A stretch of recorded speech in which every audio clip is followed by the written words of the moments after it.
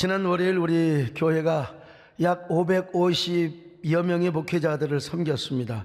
강의로 섬겼고 또 격려 지원금도 드렸고요. 작게는 110만 원, 크게는 300, 500 이렇게 해서 드렸는데, 어떤 분들은 너무나 감사해서 또 11조를 우리 교회로 보내왔어요. 이분들은 그거 몇 배로 좀 보내주라고 제가 또 지시를 했습니다. 여러분들의 헌신과 수고로 이루어진 것인데 정말 반응이 상당히 굉장히 뜨거웠습니다. 우리같이 부족하고 연약한 사람들을 통하여 이런 일을 할 수 있었다고 하는 게 얼마나 감사한지 알 수가 없었어요. 저는 우리가 약할 때 강함을 주시고 또 가난할 때 부유함을 주시는 우리 하나님께 감사할 때마다 자꾸 막 이런 노래가 떠오르더라고요. 다 할 수는 없고 후렴만 좀 불러볼까요? 내가 약할 때 강함 주고 가난할 때 우리를 부욕해 하신 나의 주 감사. 내가 약할 때 강함 주고 가난할 때 우리를 부욕해 하신 나의 주 감사. 여러분, 감사하면 하나님 앞에 우리 박수 한번 합시다. 네. 너무 감사하잖아요. 근데 여러분, 행복 중독증이라는 말을 들어보셨습니까? 이 말은 미국의 경제학자 리처드 이스털린 교수가 맨 먼저 썼던 단어이기도 합니다. 여러분, 이스털린 하면 우리나라 말로 어떻게 쪼크를 할 수 있냐? 아이고, 다 틀려버렸다. 이스털린, 다 틀렸다. 근데 이렇게 말하니까 누가 그러더라고요. 목사님, 제비집을 영어로 어떻게 쪼크 할 수 있나요? 그랬더니 난 모르겠다고 그랬더니 카바레라고 하더라고요. 왜냐면 제비들이 카바레에 아주 그냥 포진을 해 있잖아요. 카바레. 또 군만두 있잖아요. 중국집에 가면 군만두 있잖아요. 얼마나 맛있어요. 군만두를 또 영어 쪼크를 어떻게 한 줄 아세요? 서비스입니다. 서비스라는 거야. 그런데 또 돼지가 빵구를 낀대요. 우리 남진 양은 돼지가 빵구를 끼는 걸 영어 쪼크로 뭐라고 하느냐? 돈가스. 아이 참. 어쨌든 간에 이스톨린, 이름을 절대로 잊어먹을 수가 없어요. 리차드 이스톨린. 이렇게 영어를 외우다 보니까 이런 그가 논문을 발표했어요. 내용이 골자는 이런 것입니다. 평균 이상의 고소득자가 저소득자들보다 높은 행복을 절대적으로 갖는가? 그게 아니더라는 거예요. 이유를 알아봤더니 한 나라의 소득이 주택, 식량, 물, 에너지에 대한 수요를 충족시킬 기본 수준을 넘어서면서 경제가 아무리 성장한다 한들 국민 평균 행복감이 증가하지 않더라는 겁니다.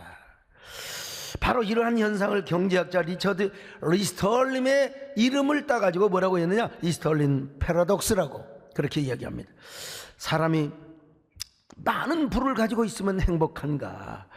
그에 의하면 결코 그렇지 않다는 겁니다. 지식이 늘어난다고 해서 자유가 넘치는 것도 아니고요, 돈이 늘어난다고 해서 행복에 비례되는 건 아니더라는 거예요. 그러면서 그는 행복의 함정이라는 말을 썼어요. 사람은 왜 가질수록 행복이 줄어드는가? 왜 그 부자들이, 왜 그렇게 유명한 사람들이 생을 포기하는 거예요? 불행하니까 그렇죠. 행복의 함정 속에 빠졌던 것이죠. 이게요, 사람들이 가지고 있으면 많은 것을 누리게 되면 이게 일상화되고 관성화되는 거예요. 이게 행복과 전혀 관계가 없더라는 거예요. 그런 의미에서 라저 파텔 교수는요, 경제학의 배신이라는 썼어요.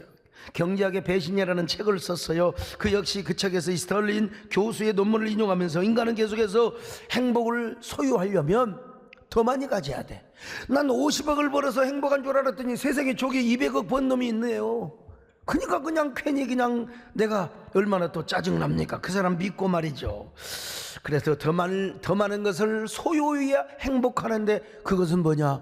행복의 함정이요, 행복의 중독에 빠지는 거라 이 말이에요. 행복의 중독에 걸린 사람은 결코 감사가 없어요. 만족이 없습니다. 나보다 더 많이 가진 사람을 생각하지 무슨 감사가 있겠습니까? 충분히 먹고 살 만큼 충분히 행복할 만한 요건을 가졌는데도 불구하고 그 사람에게 감사가 사라지면 어떻게 되느냐? 지옥의 삶을 살아가게 된다는 것입니다. 그걸 오스카 와일드라는 사람이 그날 이후라는 단편 소설에서 지옥의 단편을 소개하고 있습니다. 이 책이 번역이 되지 않았어요. 최병락 목사님이 쓴 쏟아지는 은혜라는 책에서 이 소설이 소개가 되었는데, 예수님이 어느 날 이제 길을 걷고 있는 중에 고주망태 한 남자를 만나서 술주정꾼, 예수님은 왜 이렇게 술을 먹고 대낮에 비틀거리고 살아가느냐고 책망을 하시니까 술주정꾼이 예수님께 이런 대답을 하는 거예요. 예수님, 저 옛날에 난 안진뱅이였습니다. 예수님이 저를 일어나게 해주셨잖아요. 그때는 감사했는데 일어난들 무슨 소용이 있어요. 당신이 나를 고쳐주기 전에는 내가 동양아치라도 해서 배는 고프지 않았는데, 아유, 내가 거론하고 나서 좋은 직업을 구하려고 아무리 돌아다니도 구직이 안 되는 거요. 지금은 다리가 성하니 뭐 동양아치도 못하고 거지 노릇도 못하고 말이죠. 참. 주님은 또 길을 걸어가시다가 남자를 유혹하는 창녀를 만납니다. 주님께서 이 여자를 보시며 어찌하여 이런 생활로 돌아왔느냐고 물어봐요. 처음에 우리 예수님께서 율락가에서 저를 구원해 주실 때 참 감사했습니다. 근데 거기서 손발을 씻고 나와서 할 일이 없어요. 중노동을 하려니까 너무나 힘들고 시간이 흐를수록 찾아오는 생활의 권태와 고독으로 나는 다시 창녀 생활로 돌아갔습니다. 주님께서 또 다른 마을을 가셨어요. 그런데 거기에 한 깡패가 사람을 사정없이 때리고 있었습니다. 자세히 보니까 예수님께서 지난번에 눈을 뜨게 해준 시각장애인, 우리 예수님이 그냥 물어봤어요. 너는 어찌하여 이렇게 깡패 생활하고 맨날 남들을 주에 패고 다니느냐? 저 예수님, 나는 당신이 눈을 뜨게 해준 소경받습니다. 그러나 눈을 뜨고 무엇을 보라는 겁니까? 보이는 것은 내 마음에 만족하지 않는 불만스러운 내 심경을 자극하고 성질만 돋구게 하는 그런 일뿐이요. 그래서 제가 태어나기를 강굴로 태어나서 화풀이하기 위해서 그냥 못마땅한 사람들을 막 주워 패고 다닌다는 거예요. 여러분, 이 세 사람은 다 예수님을 만났던 사람이요, 만나서 기적을 경험했고 자신의 삶을 얼마든지 바꿀 수 있는 사람들이었습니다. 여러분, 안진뱅이가 걷고 장기가 자유를 얻었으며 맹인이 눈을 떴으면 얼마나 위대한 기적입니까? 생각하면 얼마나 감사. 그런데 이 인간들이 감사를 잃어버리고 말았어요. 그러니까 여러분, 이런 사람 뭐요? 감사를 잃어버리니까 아무리 기적을 경험해도, 아니, 이 사람들은 불행한 삶, 지옥 같은 삶을 살았던 것이죠. 여러분, 어떤 사람이세요? 이 세 사람처럼 감사를 잊고 사는 사람입니까? 아니면 항상 감사의 조건을 발견하며 언제나 감사가 충만한 감사 중독자로 살아가고 계십니까? 감사를 잃어버리면 행복 중독자가 되고요. 여러분, 행복 중독자가 되지 마시기를 바라며 언제나 감사의 중독자가 되시기를 주의 이름으로 축원합니다. 생각하면 얼마나 감사합니까? 오늘 우리가 숨을 쉬고 살 수 있다는 거 얼마나 감사해요. 마음껏 공짜로 공기를 마실 수 있다는 거 여러분 얼마나 감사합니까? 이처럼 아름다운 자연과 산과 들녘, 수많은 꽃들, 하늘의 별과 바람과 햇빛, 이걸 볼 수 있다는 게 얼마나 감사해요. 그리고 공기를 마음껏 빨아들이고 아름다운 바다를 보고 저 대자연의 산을 바라보며 산속에 있는 가을꽃들을 바라보는 게 얼마나 감사해요. 코스모스가 아직도 지지 않고 있더라고. 그 코스모스 보기만 해도 여러분 향내음이 느껴지잖아요. 우리 감사해야 됩니다. 감사의 중독자가 돼야 될 줄로 믿습니다.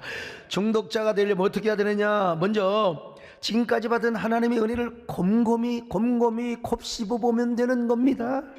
지나온 은혜, 현재 누리고 있는 은혜, 앞으로 받을 은혜까지 깊이 생각하면 감사 안 할 수가 없어요. 늘 하는 얘기지만 감사, 땡크라고 하는 말이 어디서 나왔느냐? think, 생각하다에서 나왔어요. 생각하다. 그러니까 생각해보고 또 어떤 사람은 또 생각해보고 생각해보더니 시험 든 사람이 있습니다. 그거 부정적으로 말고 하나님의 은혜를 생각해보고 생각해보니까 여러분 감사가 되는 거예요. 감사. 여러분 사도 바울이 그랬잖아요. 바울과 실라가 빌립보에서 복음을 전하고 귀신을 쫓아냈어요. 전혀 이거 점치는 이 소녀를 고쳐줬단 말이죠. 그랬더니 그냥 고소를 당해가지고 곤장을 맞고, 그리고 발과 팔이 착고에 채워져가지고 모가지까지 움직일 수가 없어요. 얼마나 원망하고 싶겠습니까? 곤장을 하도 맞아가지고 태장을 받아서 엉덩이가 그냥 누룽지가 끼어서 아파가지고 쓰려서 앉을 수도 없고 누울 수도 없고. 여러분 이 짜증나잖아요. 짜증나. 이 원망할 수밖에 없죠. 그런데도 곰곰이 생각해 보니까 감사가 나오는 겁니다. 바울과 신라가 어떤 감사하느냐? 바울이 먼저 이제 모멘텀을 주는 거요. 신라야, 우리가 생각해보면 참 억울하긴 하지만 그는 얼마나 감사하냐. 나 예수 믿는 사람들을 핍박하고 스데반을 죽이는데 앞장을 섰던 사람이다. 그리고 다메섹에 있는 성도들을 잡아다가 고문하고 죽이려고 있었는데 세상에 내가 다메섹 도상에서 예수님 만났잖아. 그리고 내가 스데반이 전한 이 복음을 내가 온 천하에 전하고 다니다니, 와 얼마나 감사하냐. 복음 전하다 배 맞고 복음 전하다가 감옥에 왔으니 얼마나 감사하냐. 이게 징한 은혜야. 징한 은혜. 무슨 은혜? 어메이징 그레이스라 이 말이요. 어처구니 없는 은혜요. 그러니까 우리가 감사하자 찬송을 해야 되지 않겠느냐. 내가 누려왔던 모든 것들이, 내가 지나왔던 모든 시간, 내가 걸어왔던 모든 순간, 당연한 것 아니라 은혜였어. 자, 종약을 합니다. 그러니까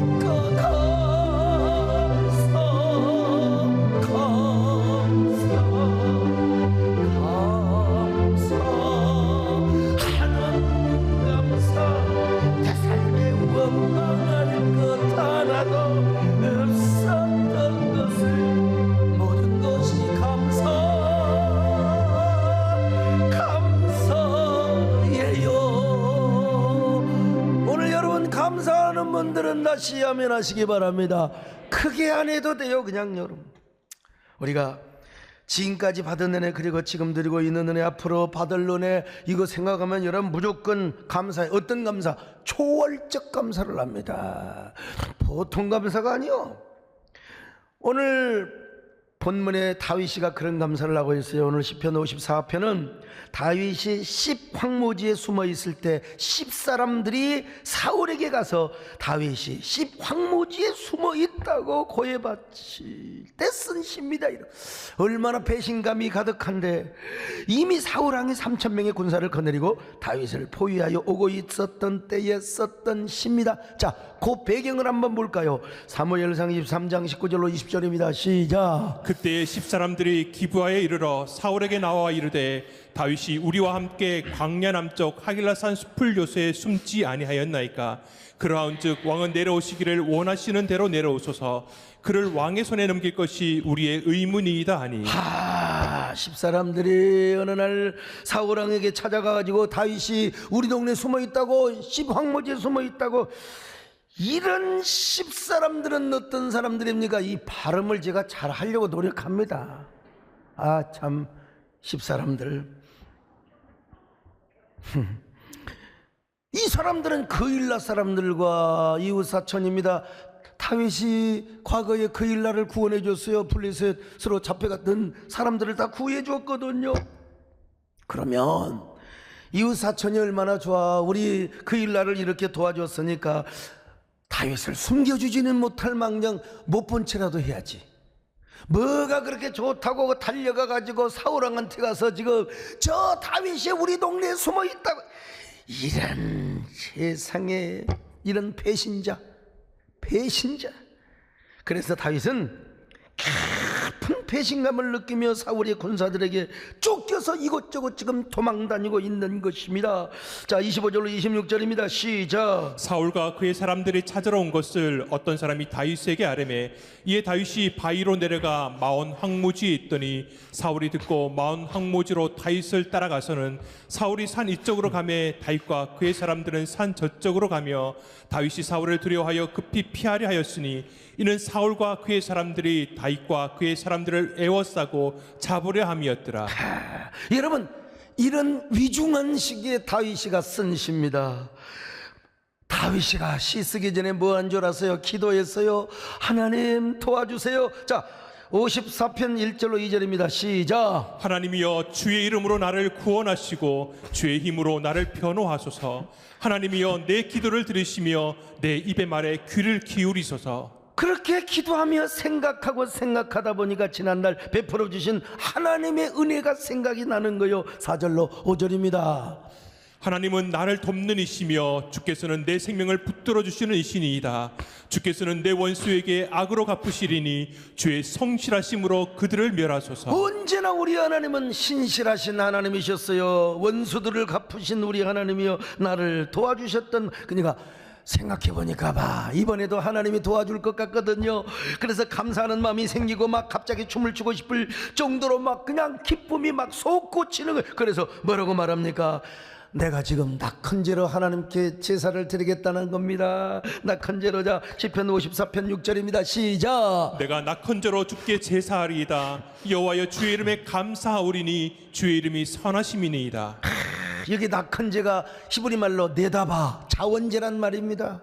그냥 자원제가 아니고 막 사람 참 환장해버려요. 너무나 좋아가지고 막 기뻐가지고 이 기쁨을 주체할 수 없어. 그래서 막 혼자 괜히 기분이 좋아서 막 가슴이 설려여서 하나님께 드리는 제사요. 이 기쁨을 도대체가 주체할 수가 없어요. 그래서 다윗은 그 상황에서 십 황무지에 있는 하길레산 중턱에 올라가서 뭘 하느냐? 낙헌제를 드립니다. 이거 맨날 들어도 진짜 은혜가 됩니다. 낙헌제를 들어요. 하나님께서 감사해서, 우리 하나님께 감사해서 감사를 드리지만 아마 사울왕과 십사람들한테 죄송합니다. 또 십사람, 요 십사람들을 보란 듯이 아마 다윗이가 낙헌제를 드렸을 것입니다. 사울왕, 당신이 나를 잡는다고 세상에 장인 영감이 사유를 이렇게 잡을 수가 있어요? 잡을 테면 잡아보시오. 사람이 한 번 죽지 두 번 죽습니까? 죽을 때 죽더라도 나는 보란듯이 내가 예배라도 한번 드리고 죽겠습니다. 죽을 바에야 내가 낙헌제 하나님께 제대로 제사 한번 드리고 죽겠습니다. 그리고 저기 저 십사람들을 향하여, 어이, 당신들 그렇게 어리도 없어? 내가 그 일라 사람들을 구원해 주었는데 당신이 나를 숨겨주지는 못할 망정 나를 밀고를 한다고 당신들 언젠가 피눈물을 흘릴 날이 있을 거야. 피눈물을 흘리며 후회할 날이 있을 거예요. 후회하지 않아요. 그런 거 웃겨? 후회할 날이 있을 거예요.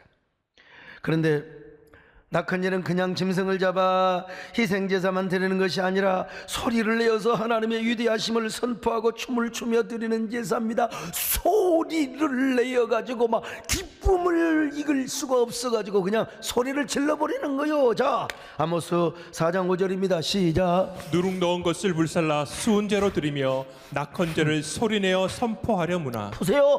낙헌제를 그냥 드리지 않고 막 낙헌제를 소리내며 막 그냥 떠벌며 그냥 우리식으로 말하면 막 방언을 하고 찬양을 하면서 말이죠. 그래서 지금 다윗이가 수직적으로도 하나님 앞에 제사를 드리지만 사울왕을 따르는 무리들을 향하여, 야, 나는 이 정도 되는 사람이야. 난 죽음을 두려워하지 않아. 야, 나는 종말, 내 인생의 종말이 오늘 온다 할지라도 나는 예배를 드릴 거야. 그러면서 여러분 노래를 불렀어요. 무슨 노래를 불렀을까? 내가 골랐어요. 선곡. 내가 다윗이 되어가지고 말이죠. 내가 만민 중에 오 주께 감사하며 주님을 찬양하며 열방 중에 주의 인자는 감사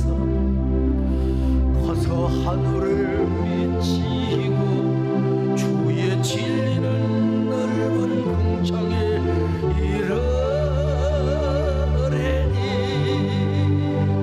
하늘 위에 높이 들리며 주의 영광을 온 세상에 하늘 위에 높이 들리세 주의 영광 주의 영광 주의 영광을 온 세계 위에 이게 찬송 부르는 걸 보면 막 어떤 사람은 자기가 다윗이 되어가지고 막 근데 어떤 사람은 주의 영광을 이런 사람은 난 보면 좀 가끔 이해가 안 돼요. 아무튼 간에 우리가요 다윗이가 그때 표정 관리를 어떻게 했을까? 다윗이가 얼마나 그 감격 주체할 수 없는 기쁨을 이기지 못해가지고 아마 춤을 추고도 남았을 겁니다. 그냥 여러분 죽음 앞에서 어차피 마지막 예배라고 생각하니까 말이죠. 오늘 우리도요 좀 표정 관리 좀 잘하면 좋겠어요. 정말로 할 때 그렇게 감정이 없어가지고요. 오늘 뭐 잠깐 얘기했는데 군대를 앞두고 기도를 받으러 왔어요. 그래가지고 야 너 뭐 하느냐? 나는 악기를 한 줄 알았는데 노래를 한대요. 실용음악.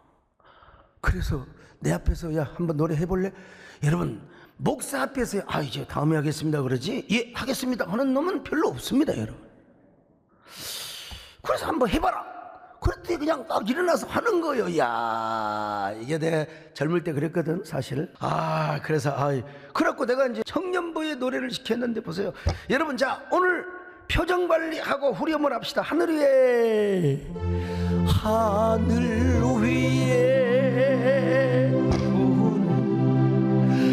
높이 들리며 주의 영광 주의 영광 주의 영광을 온 세상 위에 여러분 이러한 감사가 어떤 감사인 줄 아세요? 다생손 감사요. 다윗의 최고의 순간에 감사를 드렸던 것입니다. 그는 자신의 최고의 위기의 순간에 최고의 감사를 드림으로써 최고의 축복을 누리게 된 것입니다. 여러분 오늘 설교 제목이 뭔 줄 아세요? 우생손 감사입니다. 우리 생의 최고의 순간에 드리는 감사절이라 이 말입니다. 저는 이 말을 임술래 감독께서 만든 영화 우리 생애 최고의 순간이라는 영화 제목에서 따온 거요, 훔쳐온 거요. 연초에도 말씀드린 것처럼 이 영화는 2004년 아테네 올림픽에 출전한 한국 여자 핸드볼 선수들의 감동적인 실화의 스토리를 모멘텀으로 해서 진짜 실화 영화입니다. 실화 영화. 여러분 아시다시피 여자 핸드볼은 비인기 종목이죠. 그러다 보니까 올림픽에 참가할 선수가 모자라. 그래서 은퇴한 선수들까지 다 불러 모아야 했습니다. 소속팀은 해체되고 남편의 사업 실패로 말미암아 빚쟁이들에게 쫓겨 집을 나와야 했던 아줌마. 선수 시절의 생리를 조절하기 위하여 호르몬제를 과다 복용해서 임신이 불가능해진 아줌마. 불행한 아줌마들이라 이 말이요. 그리고 말할 수 없는 가정사로 인하여 이혼한 상처 입은 여자. 이런 여자들이 국가대표 선수가 되었습니다. 게다가 실업팀의 해체로 시골 초등학교에서 어린아이들에게 핸드볼을 가르치던 사람의 국가대표 감독이 되었습니다. 하지만 우리 대한민국의 선수들은 악조건 속에서 그 유럽의 강호들을 힘겹게 무찌르고 또 무찔렀어요. 마침내 결승전까지 올라갑니다. 이런 얘기를 해도 눈을 감는 사람은 은혜가 충만해서 그렇지. 마지막 상대는 누구냐? 세계 최강의 덴마크. 여러분 덴마크 여자들은 어떤 사람인 줄 아세요?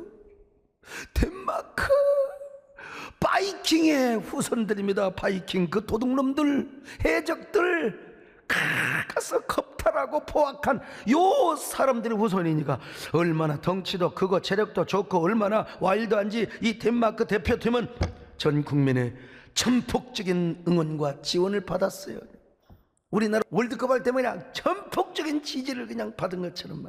그러나 빚쟁이들에게 쫓겨 집에서 나왔던 아줌마, 호르몬제를 과다 복용했던 아줌마, 상처가 가득한 이혼녀, 이런 선수들이 덴마크 선수들과 맞서서 뛰고 또 뛰었습니다.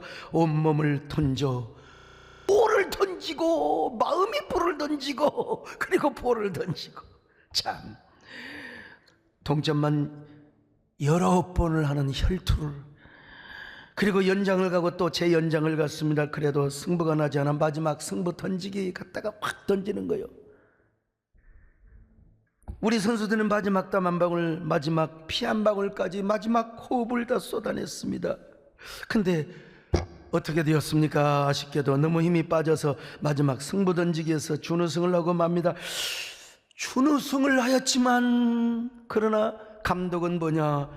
바로 그 순간이 우생순이었다는 것입니다. 우리 생애의 최고의 순간이었다는 것입니다.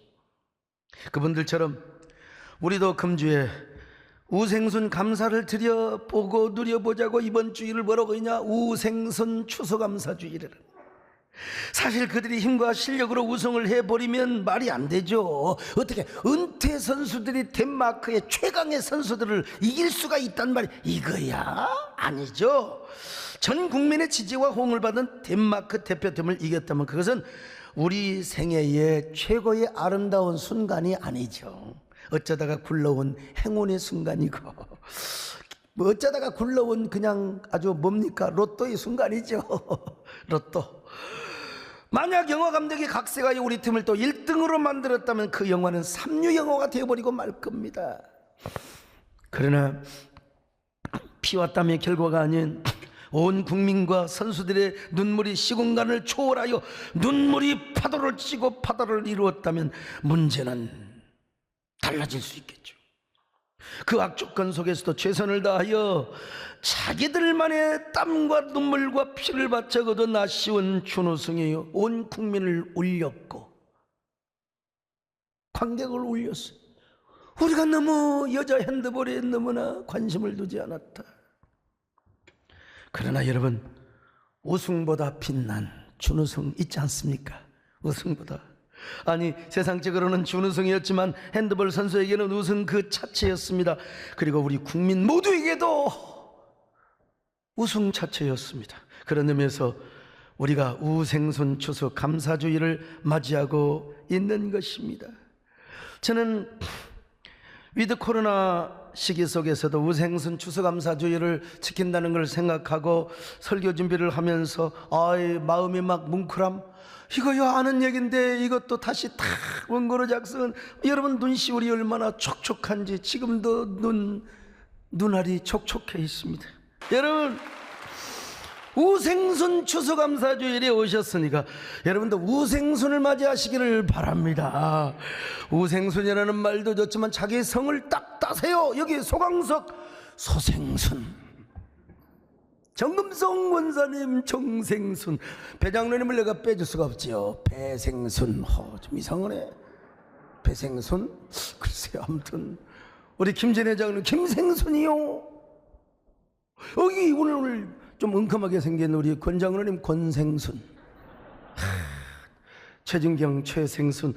여러분, 우리 모두 다 이런 우생순 감사가 되시기를 축원합니다. 자, 그런데 이런 감사는 바로 즉시 해야 돼요. 우물쭈물하면 안 됩니다. 아일랜드의 극작가 버나드 쇼, 여러분 유명한, 너무나 가난하게 태어났어요. 초등학교 졸업밖에 못했어요. 아버지가 일찍 돌아가셔서 머슴살이 하면서 음악과 그림을 배웠습니다. 현장에서 그냥 소설을 썼어요. 현장에서 우러나오는 대로만 소설을 쓰고, 그러면서 그는 인간이 무엇인가를 터득하고 배우기 시작했습니다. 그리고 자신만의 풍자와 기지로 인간과 초인이라는 작품을 썼는데 마침내 그가 노벨 문학상을 받았어요. 예, 그런 의미에서 여러분, 저도 뭐 글을 쓰지만 우리 성광현 목사님과 함께 회개해야 됩니다. 아니, 어떤 사람은 노벨 문학상을 받고 도대체 참, 아이고, 근데요, 나도 그 시대에 유럽에서 태어났으면 나도 받았을지는 몰랐습니다. 우리나라에 뭐 뒤늦게 태어나가지고 아무튼 간에 여러분. 그런데 그분의 묘비명에 무슨 글이 쓰여졌는 줄 아세요? 뭐 노벨 문학상을 받으면 또 어떠냐? 이 사람 뭐라고 했냐? 우물쭈물 하다가 내 이럴 줄 알았지. 많은 작품을 남길 수 있었고 더 그 많은 명작을 남길 수 있었는데 우물쭈물 하다가 그냥 죽어버렸다는 거야. 그래서 자기 묘비에다가 이렇게 쓰라는 거예요. 우물쭈물 하다가 내가 이럴 줄 알았지. 참. 여러분, 우리 감사도 우물쭈물하면 절대로 안 됩니다. 하나님의 감동이 올 때 바로 하는 거예요. 특별히 우생순 감사는 더더욱 그렇습니다. 우리 생애 최고의 감사. 어떻게 쉽게 맞을 수 있겠습니까? 하나님의 감동에 따라서 즉시 행동하고 즉시 실천해야 우생순 감사를 할 수 있는 거예요. 이 버나드 쇼를 생각하다가 보니까 우리 박순애 전사님이 생각이 나네요. 우리 박순애 전사님도 톡하고로 어쩌면 이렇게 찔레꽃 여자에서부터 전국 세계를 다니면서 집회를 하시고 참, 그리고 그냥 집회할 때마다 이 모든 영광을 우리 하나님께, 얼마나 멋있어요. 자, 여러분, 우생순 감사 바로 하는데 우생순 감사를 하면 어떻게 됩니까? 축복의 주인공이 됩니다. 기적의 주인공이 돼요. 다윗을 보세요.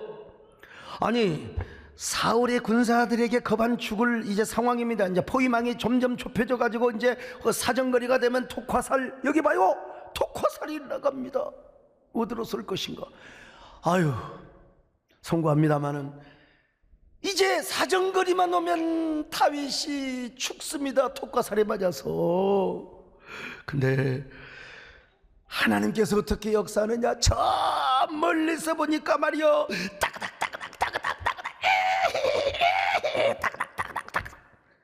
말을 타고 말이죠, 그냥 전령이 오는데 폐하 급한 일이 옵니다. 큰일 났사옵니다. 저 블레셋 놈들이 이스라엘을 침노하여 기브아로 오고 있나이다. 폐하 어서 말머리를 돌려서 회군하시어 기브아를 지켜내셔야 됩니다. 폐하. 아니, 내 정적 다윗이가 코앞에 있는데 저놈을 죽이고 내가 가리라. 여러분, 옆에 있는 장수들이 막 무릎을 꿇고 폐하 고정하시옵소서. 다윗을 제거한들 폐하께서 통치하시는 도성이 무너지면 어찌 되겠사옵니까? 폐하 어서 말머리를 돌려 회군하시옵소서. 통촉하시옵소서. 폐하. 이거 이제 사극 드라마에서 배운 거예요. 사울이가 뭐라고 말합니까? 에라이, 오늘같이 더러운 날이 어디 있단 말이냐. 울며 겨자 먹기 어쩔 수 없이 여러분 회군을 하여 자기 도성을 지키기 위하여 기브아로 달려갑니다. 자, 27절 28절 봅니다. 시작. 전령이 사울에게 와서 이르되 급히 오소서, 블레셋 사람들이 땅을 침노하나이다. 이에 사울이 다윗 죽기를 그치고 돌아와 블레셋 사람들을 치러 갔으므로 그것을 셀라하만 르곳이라 칭하니라. 성경이 이렇게 간단하게 하지만요, 이 나머지에 이 하나님의 광대 노릇은 지금 여러분 주의 종에게 맡긴 겁니다. 네 맘대로 하나님의 마음, 그리고 다윗의 마음, 지금 사울의 상황, 이거 다 지금 이거 제가 재현하고 있는 거예요. 이 순간이 뭐냐? 사망순. 사울의 생에 있어서 최고로 망하는 순간이요. 사망순. 아, 너무 기분 좋아. 아무튼 최고로 망쳐둔 날. 근데 여러분, 다윗이는 뭐요? 다생선입니다. 그 모습을 다윗이가 하길라 산 안에서 저 언덕에서 보았을 것 아니겠습니까? 하하! 우리 하나님이 이런 하나님이십니다. 이 얼마나 위대한 역전이요, 황홀한 역전입니까? 다윗은 이생망이 아니라 이생축입니다. 다윗 생애의 최고의 순간이요. 여러분, 다윗의 순간을 맞았고 타생순의 축복의 주인공이 된 것입니다. 바울도 마찬가지요. 다윗뿐입니까? 지금 시간상 막 스킵하고 가는데요. 신라와 함께 찬양했을 때 옥토가 흔들리고 옥문이 열려버렸어. 자, 사도행전 16장 25절로 26절 시작. 한밤중에 바울과 신라가 기도하고 하나님을 찬송하며 죄수들이 듣더라. 이에 갑자기 큰 지진이 나서 옥터가 움직이고 문이 곧 다 열리며 모든 사람의 메인 것이 다 벗어진지라. 아마도 옥터가 흔들리고 옥문이 열렸을 때 깜짝 놀랐을 거예요. 이거 어떻게 생각해 보십시오. 지금 우리가 감옥에 갇혔는데 그 감옥터가 흔들리더니 막 그냥 옥문이 싹 열려갖고 야 사울아 바울아 튀어라. 이 얼마나 근데 간수가 이제 죽으려고 자결 하려고 죄수 잃어버리면 자기가 사형당하니까 다윗이가 우리 안 튀어, 우리 도망 안 갈 테니까 걱정하지 마라. 그래 뭐라 그래요? 선생이여, 우리가 어찌하여 구원을 얻을 수 있겠습니까? 어찌하여. 자 29절로 30절 시작. 간수가 등불을 달라고 하며 뛰어들어가 무서워 떨며 바울과 신라 앞에 엎드리고 그들을 데리고 나가 이르되 선생들이여 내가 어떻게 하여야 구원을 받으리까 하거늘. 여러분, 다윗도 그렇고 바울도 그렇습니다. 하나님의 임재를 보았어. 느끼는 게 아니라 이미 봐버린 거예요. 하나님의 기적을 봐버린 거예요. 그러니까 성령님의 운행을, 하나님의 운행을 노래하지 않을 수가 없는 거죠. 주 여기 운행하시네. 나 경배, 주 경배, 주 여기 역사하시네. 나 경배,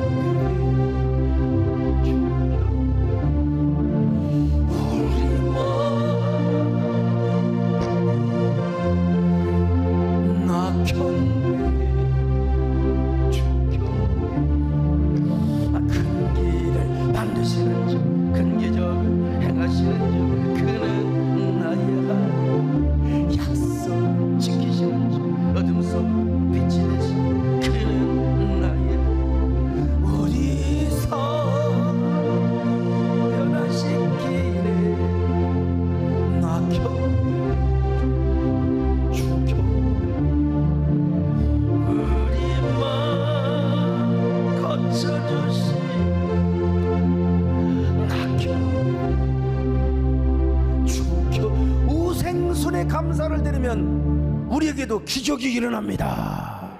기적이 일어납니다. 일단 감사하면 우리 마음속에 뭐가 생긴다고요? 우리 몸속에 엔도르핀을 시골에 가서 했더니 할머니한테 뭐가 나오냐고 했더니 볼펜이라고 하더라고요. 엔도르핀 볼펜이 아닙니다, 여러분. 우리 몸 안에 희망을 일으키는 세로토닌이 나옵니다. 근데 이게 아직 약학 사전에는 등재되지 못했지만 다이돌핀이라는 게 있대요. 이 다이돌핀은 엔돌핀의 4000배의 능력이 있어요. 그러니까 우리 안에 다이돌핀이 흘러넘치면요, 엔돌핀의 4000배 이상으로 암세포를 다 잡아먹어버려. 언제 다이돌핀이 나오느냐? 감사할 때, 우생순의 감사를 할 때. 건강뿐입니까? 감사하면 우리 상황도 달라져요. 다윗 보세요. 블레셋 군사 왔지요. 바울은 말이요, 옥문 열렸지요. 얼마나 대단한 감사입니까? 손영원 목사님이 미국 유학 준비하던 두 아들이 공산당에 의해서 죽었잖아요. 한 명만 죽어도 두 명이 죽었어, 두 명이.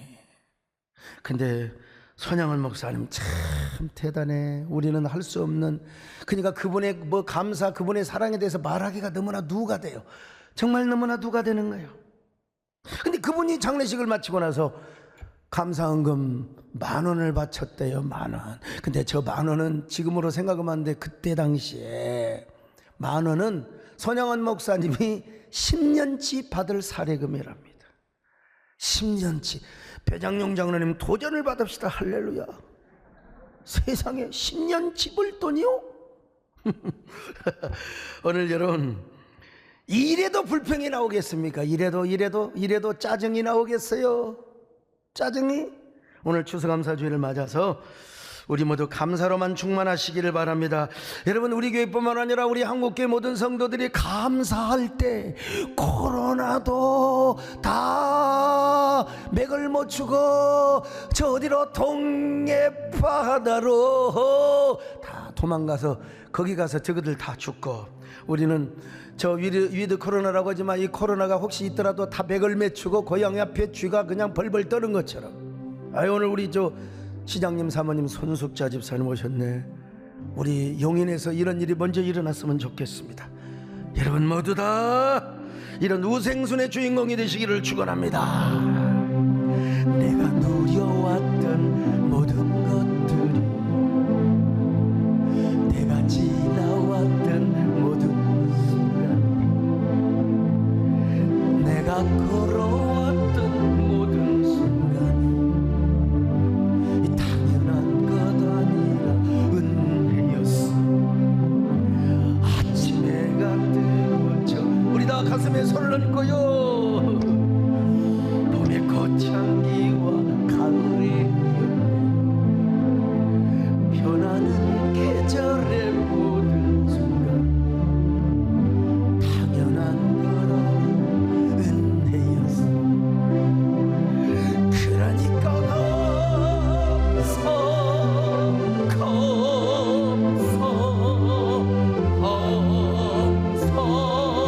감사.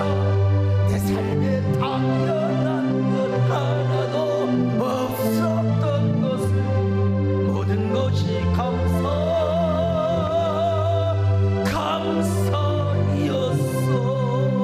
가슴에 손을 얹고 하나님 우생순의 주인공이 되게 하여 주시옵소서.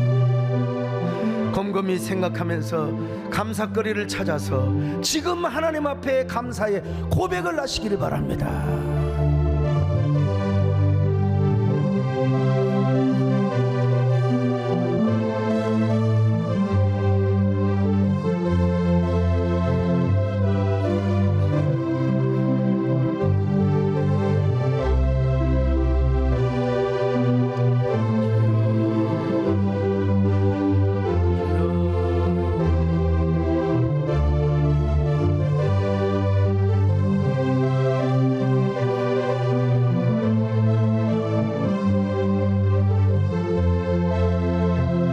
하나님 고맙습니다.